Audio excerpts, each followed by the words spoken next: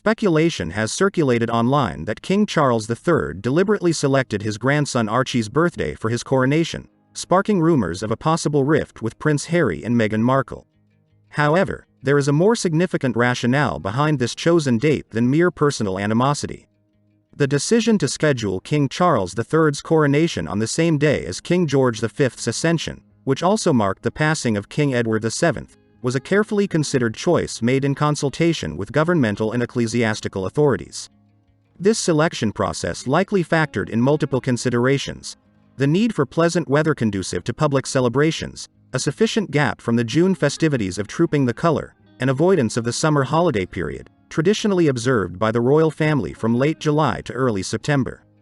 The month of May presented a favourable option due to its statistically higher likelihood of good weather, aligning well with these logistical requirements. This particular date was amenable to all stakeholders involved. Members of the British royal family had thoughtfully coordinated their schedules well in advance to ensure their attendance at this significant national event in the year. As for Archie's coinciding birthday, its alignment with the coronation date held no ulterior motives.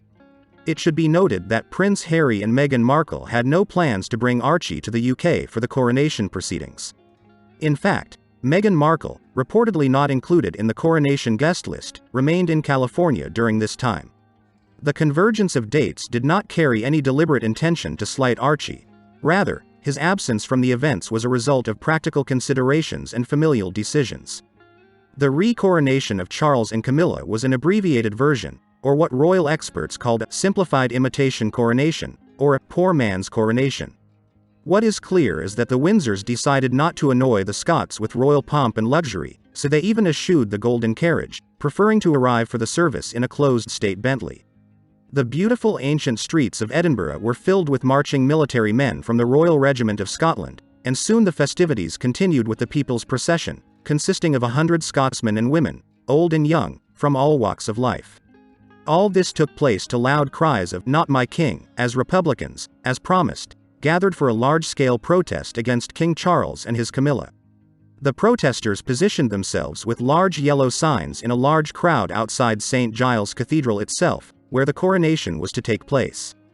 The anti-monarchists shouted their slogans and shouted "boos" directly into the loudspeaker, and the royal worshippers were indignant that the Republicans got the most prominent seats.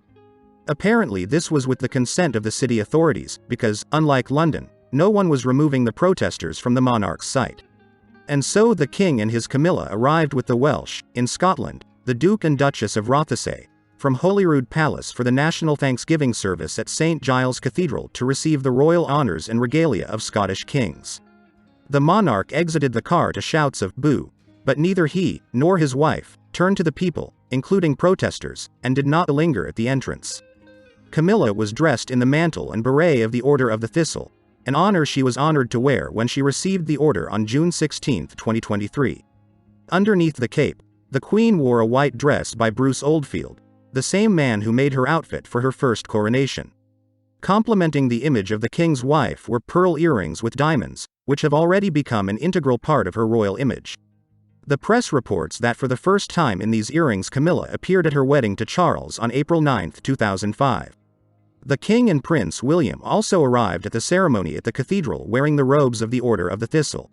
However, Catherine, who has yet to be honoured as a lady of that order, was not able to wear a robe, so she appeared at the coronation in an electric-coloured coat by her favourite British designer, Catherine Walker. The Princess of Wales has worn this coat several times already, including at the Easter service. It is understandable, the coronation is an economy style, so the royals did not dress up in something new and expensive.